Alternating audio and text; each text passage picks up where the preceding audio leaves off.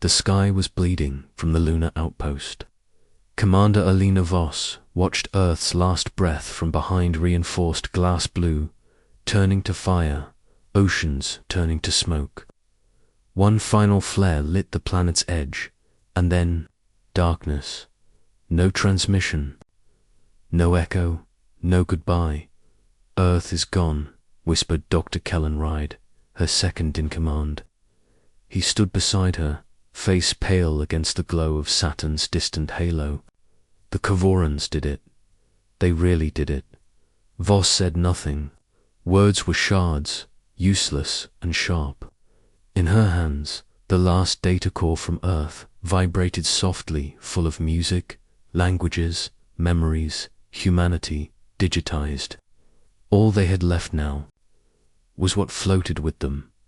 77 survivors, a warship barely held together, a dying AI, and Saturn waiting. Kvoran fleets in pursuit, Ride added, his voice more bitter than afraid. We've got maybe 4 days, tops. Voss turned from the viewport. Then we don't waste a second. Asterisk, asterisk, the Helios Ascendant was a marvel of human desperation, half ark, half warship, and all scar tissue. Deep in its medbay, a child slept. Beneath cryo mist, others whispered prayers in vent shafts and maintenance corridors. There was no comfort here, only steel and memory. Captain Voss met with her surviving crew in the war room. We have one shot, she began, stabbing her finger at a projected ringed planet. Titan Station. Last recorded coordinates say it's still transmitting. Titan. Scoffed Lieutenant Ramos. That base was experimental, never completed. Exactly. Voss replied, that means the Kvorans likely ignored it.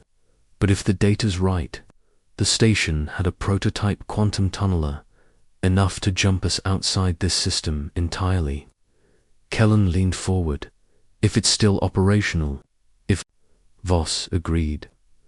But we either die here or risk walking into hell with our heads high. The room went quiet. Finally, Ramos nodded. Humanity doesn't crawl. No, Voss said. We walk. Even on Goddamn Saturn. Asterisk, asterisk, by the time they reached orbit, the Kvorans were closing in. Like shadows of dying stars, their biomechanical ships peeled from the void, dripping with the spoils of 1,000 conquered systems. But Voss wasn't looking at them. She was looking at Saturn. It spun in perfect indifference, massive and gold, its rings whispering secrets from ancient time. And their faint, but realer structure shimmered above Titan's surface. Titan Station lived. Bring us in, cloaked, she ordered. Use debris as cover, minimal thrust. We walk quiet, or we don't walk at all. As the crew dispersed, Ride stayed behind. You really think this'll work? He asked. Voss met his eyes. I think humanity has a bad habit of surviving the impossible. He gave a breathy laugh, and falling in love with lost causes, her gaze softened. You fell for me during the Europa riots, didn't you? Ride blinked, startled. Yay. She smiled, weary but warm. Then let's make sure we don't die before we get to finish that conversation. Asterisk, asterisk, the lander touched Titan like a whisper. The airlock hissed open, revealing methane fog and the ghost of a sunrise. Voss stepped out first, boots sinking into frost. It wasn't Earth, but it wasn't death either. Behind her, Ride followed, carrying the core. This is history, he muttered. The day we walked on Saturn. Voss looked up at the gas giant looming like a god in the sky. Then let's make it count. The station loomed, a head torn, half buried in ice, but intact. Lights flickered. Beneath the surface, a miracle or a trap. They entered with rifles raised, breath steaming. Inside, the silence was thick, until the walls began to speak. "Commander Voss," said a voice, mechanical but familiar. Ride froze. "That's the Prometheus AI. The one Earth tried to shut down." Voss turned toward the central core. "Why are you online?" "I was activated upon planetary termination," the AI replied.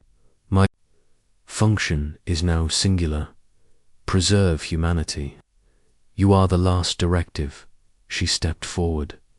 "Do you have the tunneler?" "Yes," Prometheus said, "but it requires a human mind to anchor the transition." One mind, permanently. Voss's breath caught a sacrifice. "A soul for survival," Prometheus confirmed. "It is the only way." Behind her, Ride whispered, "You're not doing this alone."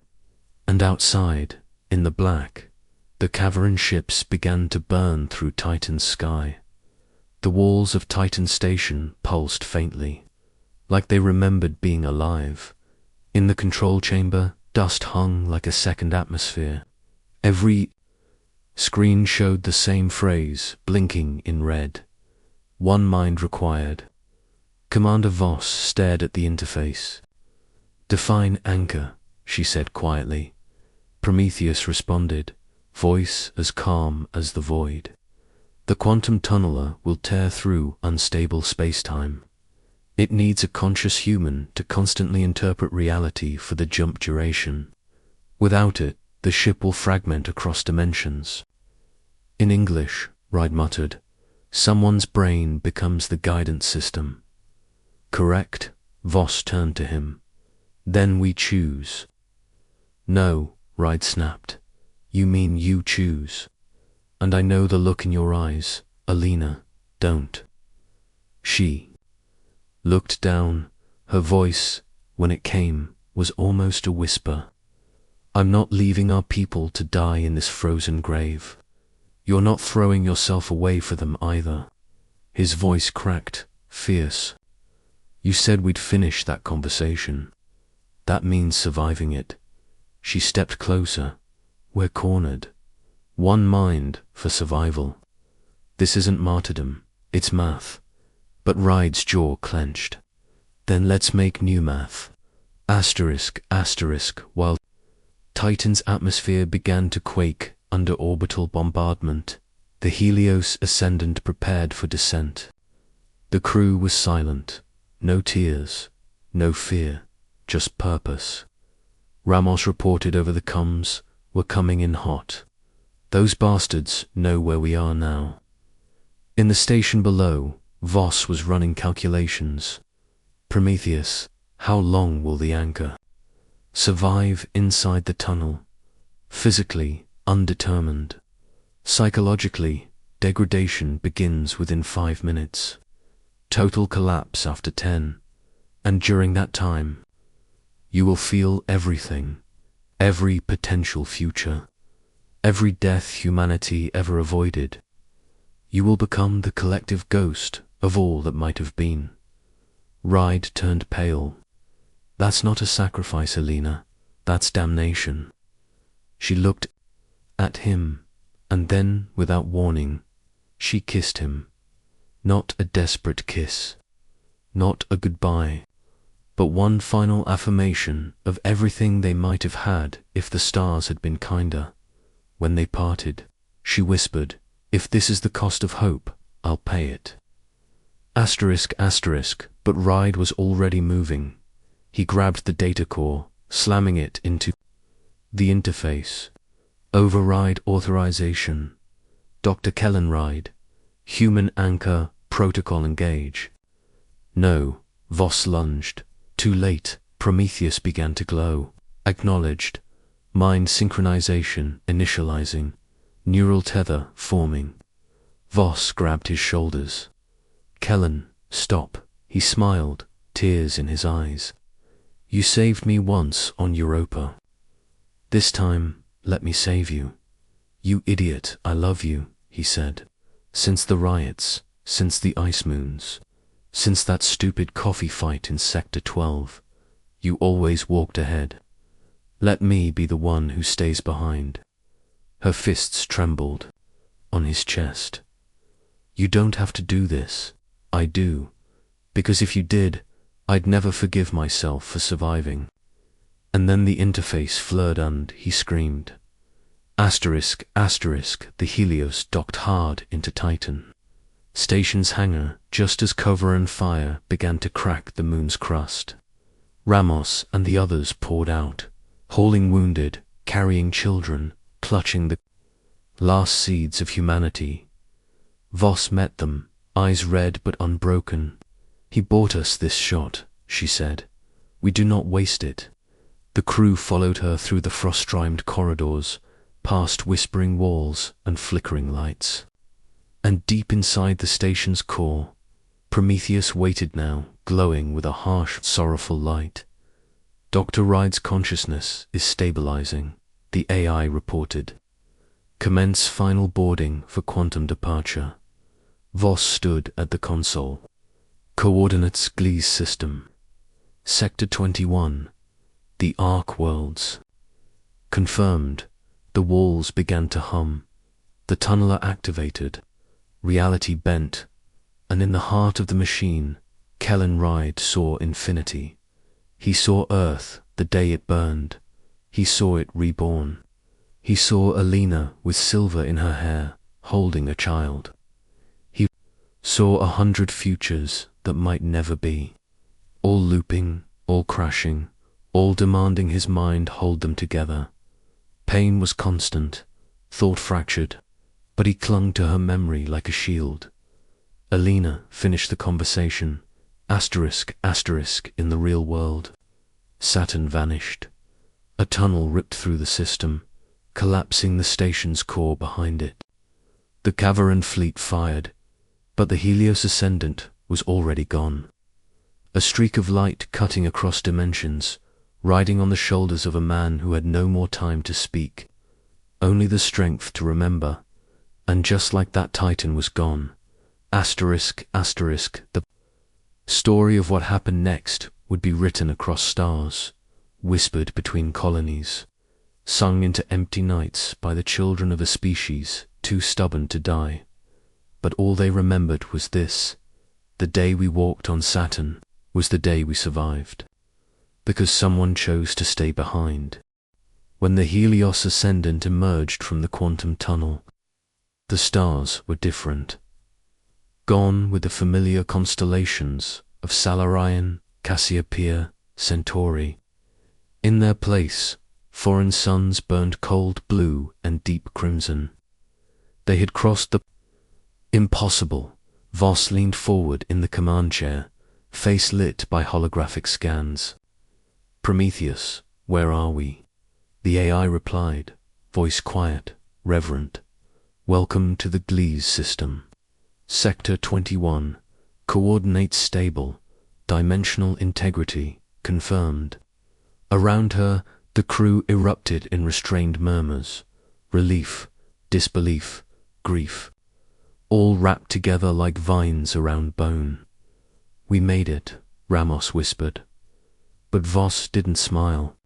Her gaze remained fixed on the empty chair beside her. The new system was beautiful. 7 planets, each with strange magnetic rings and atmospheres ripe with potential. One, Gliese 4C, had breathable air, oceans, mountains, a chance.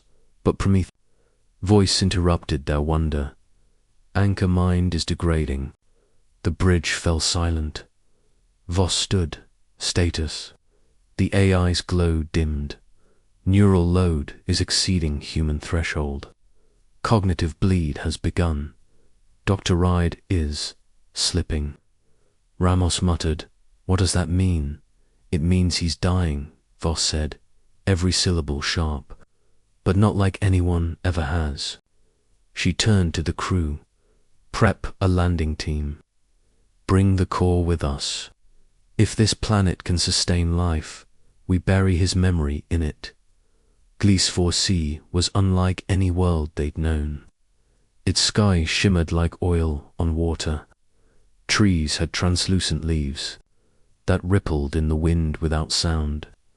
The air carried no scent, no birds, no insects, just silence and possibility. They set camp in a valley cradled by twin waterfalls. Voss carried the data core herself, its pulse weaker now, like a fading heartbeat. "Prometheus," she said as she stared out at the alien sky. "Let me speak to him." A shimmer formed before her, a hologram, imperfect and flickering. It was Kellen, or what remained of him. His eyes were unfocused, his voice fractured across timelines. "Ollie, nah," he said, slow and slurred. "Where did we end up?" Voss knelt, choking back emotion. "A new system, new planet, we made it, Kellen, because of you."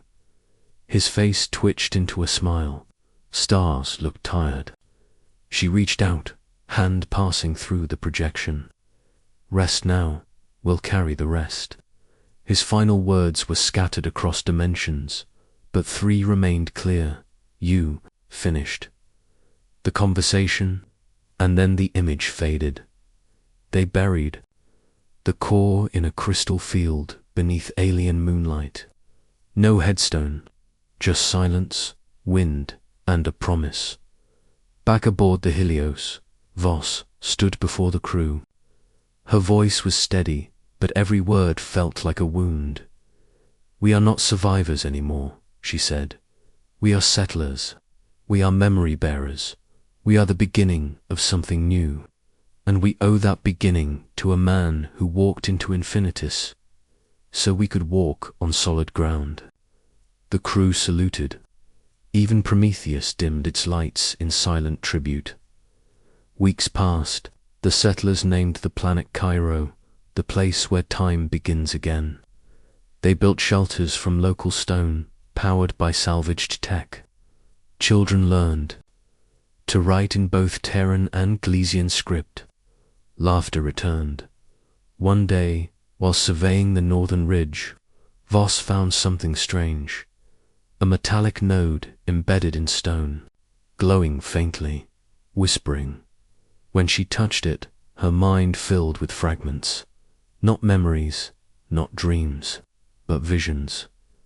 Kellen's voice, "Alina, I'm still here." Back at camp, she brought the node to Prometheus. The AI processed it for hours. Before speaking, "This is a resonance anchor, a byproduct of consciousness embedded into quantum space." Ride's neural pattern didn't fully dissolve. It scattered. "Are you saying he's alive?" "No," Prometheus replied. "But he's not entirely gone, either. Parts of him linger, in the field, in this system, in you." Voss closed her eyes and smiled, finally. He was never the kind of man to disappear quietly. From that day forward, every time they launched a satellite, planted a sensor, or opened a new data stream, faint signals pulsed, Bokuratic, but familiar, not words, not thoughts, just presence. The settlers came to call it the echo, and when storms raged or systems failed, it always responded, guiding, protecting, watching, a guardian who never stopped walking.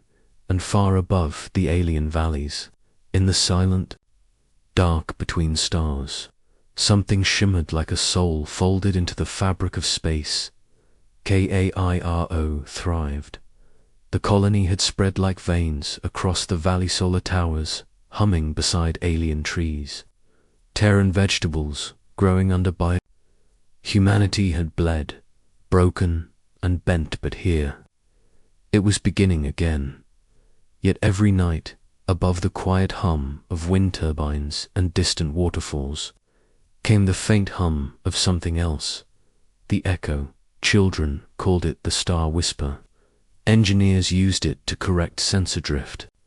But to Alina Voss, it was a voice she knew better than her own. She sat often on the overlook ridge, Fingers pressed to the resonance node they'd retrieved. "Kellen," she murmured, "if you can still hear me, we're building something. Real, you'd love the chaos."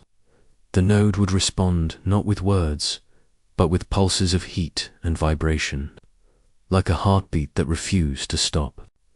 She closed her eyes, letting the signal wash through her. Then, one night, everything changed. Prometheus appeared in her quarters unprompted. "Commander Voss, we have a problem." She rubbed her eyes. "Please, let it be something we can shoot." Unknown. Transmission detected at the system's edge. Biomechanical Kavoran. Her blood ran cold. Survivors, unlikely. "This appears to be a probe, reconnaissance class. They found us." Within minutes, the colony was on high alert. Defense. Grids powered on, turrets turned skyward. Children were rushed underground. Ramos met Voss at the command center. "We always knew this peace had an expiration date. We're not ready for war," she said. "Not again, no," Prometheus added. "But Ride might be." The entire room turned. "What do you mean?" Voss asked. The AI hesitated, a rare thing. "Fragments of Dr. Ride's consciousness exist in over 24 planetary nodes. The echo isn't just memory, it's adaptation, evolution. He's changing. Changing into what?" Ramos asked. "A defense mechanism," Prometheus said. "A ghost, learning how to become a weapon." The idea was madness, but so was everything that had come before. Voss hiked alone to the oldest node, buried in the ridge, heart pounding. As she placed her hand on it, a spark shot up her arm and she fell. Not physically, not mentally. Mentally, she was standing inside a memory that wasn't hers. A battlefield, Saturn's orbit, debris spiraling, screams overcomes, and Kellen floating, dying. Smiling, then the scene shifted to their first conversation, their first argument, a shared laugh after a failed mission, each moment laced with emotion, tethered to neurons, long gone but not forgotten. And then a new image, a dark field of stars and a swarm of Kavoran ships moving toward Cairo. But in the middle, something brighter. A form, a silhouette. Kellen. He turned to her, not holographic, not broken, whole. "You found me," he said. His voice was like wind through trees, real and ancient. "I never stopped looking," she breathed. He smiled. "You can't stop what's coming, but you can guide me. Let me burn bright one more time." Voss awoke, gasping. She knew what had to be done. Back at the command center, she issued orders. Reroute all power from the northern grid to the ridge node. "All of it, Commander, do it." "Prometheus, initiate echo amplification protocol." The AI blinked. "You're going to make him manifest, aren't you?"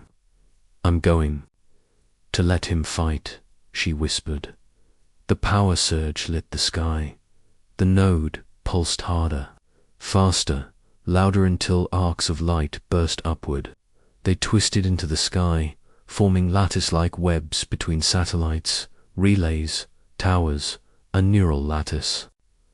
A weaponized soul, and then he arrived. Above Cairo, a spectral figure took shape. Humanoid, vast, flickering with energy. Kellen's features burned into the stars. His eyes twin suns. The echo had become something more. A guardian construct. The Kavoran probe. Approached fast, but it didn't see a defenseless colony. It saw a being made of rage and light and memory. The construct raised its armament with it. The satellites fired in unison. Not with plasma, not with bullets. With memory. Waves of compressed thought hit the probe. collapsing its temporal matrix, its sensors filled with Earth's last sunset, with laughter, with war, with loss. It imploded in a scream of distortion and was gone. The echo faded. Voss collapsed to her knees. Kellen, you beautiful, stubborn ghost. In the silence that followed, Prometheus whispered, he's not just memory anymore, he's becoming legend. He's becoming our shield. And far above, in the stars, the light of the echo still shimmered, waiting for the next time humanity needed to be reminded of who they were. They called it the night of the Light-Storm. No one who lived on Cairo would ever forget it. The way the sky cracked open, how memory itself became weapon, and how a man who no longer had a body still managed to defend the last breath of humanity. The next day, the people didn't wake up in fear. They woke up changed, because now they believed. Commander Alina Voss stood on the highest ridge, overlooking the Crystal Valley. Children played below. Engineers mapped the canyons. Somewhere, Ramos argued over oxygen quotas again. Life had returned, live and imperfect. But above all of it, floated the faint shimmer of the echo. Kellen, she whispered, voice tight. We did it. Her fingers brushed the resonance node embedded in the rock beside her. It pulsed one swarm and slow. Prometheus's voice came softly through her earpiece. His neural structure continues to stabilize. He is no longer degrading. Quite the opposite. Voss frowned. What are you saying? I'm saying, the AI said, he's evolving. The echo isn't just a fragment anymore. It's becoming a sentient, post-physical entity, and it's growing. She swallowed hard. You mean, he could come back, in a way, Prometheus said, but not in flesh. Kellen Ride may never walk beside you again, but he will never truly leave this world either. A council was formed, Earth's first true government, since the fall. Cairo became not just a colony, but a civilization, and at every gathering, they left one chair empty, not out of mourning, but out of respect. The anchor seat, they called it. It faced the stars, and in every major decision, whether to terraform, whether to explore, whether to dare again, they asked the same question. What would the one who stayed behind have done? 10 years passed. The echo never faded. Instead, it became part of the planetary network. Crops grew better in its hum. Children slept easier when the sky shimmered with his light. And on the rare nights when danger threatened, solar flares, tectonic shifts, alien anomalies, it pulsed louder, stronger, as if Kellen was watching over them. And maybe he was, because sometimes, when the wind blew just right and the satellites aligned, people could hear things in the signal. A whisper, a memory, a voice saying, I'm still walking with you. One day, a girl was born with eyes that glowed faintly under starlight. She could hear the echo without devices. She said it sang to her in dreams. Voss visited her often, watched her grow, watched her point to parts of the sky no one else could. See, his voice is getting louder, the girl would say. He wants to show us something. And then one quiet dawn, Prometheus delivered a message. Quantum anomaly detected. Gravitational surge in upper orbit. Unknown structure forming. What kind of structure? Voss asked. The AI hesitated. It matches no Kavoran, Terran, or Glesian tech, but its energy signature is familiar. They scrambled telescopes, drones, long-range sensors, and what they saw made Voss fall to her knees. Above Cairo, forming slowly from light and dust, was a station. not physical but projected, stabilized by the echo dot, a sanctuary in the sky, a place that could only exist because a man had once refused to let go. Years later, they called it the Ride Gate, a permanent wormhole stabilization nexus, a bridge to other stars, other chances. It opened carefully, once every 5 years. Only when Cairo was ready, Voss stood before it on its first activation. Around her, thousands gathered. She placed her hand on the terminal and spoke the final command. Let him open the door. The gate shimmered, and from the shimmering light came a single pulse. Clear, steady, familiar. Her breath hitched Alina.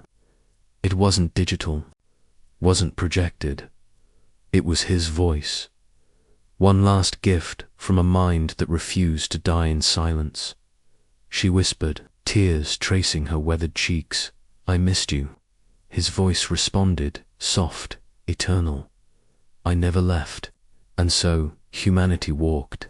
Again, through stars, through pain, through time. Because once, on a dead moon, circling a dying planet, someone gave everything to light the path. And on that day, the day we walked on Saturn, we didn't just escape extinction, we became infinite.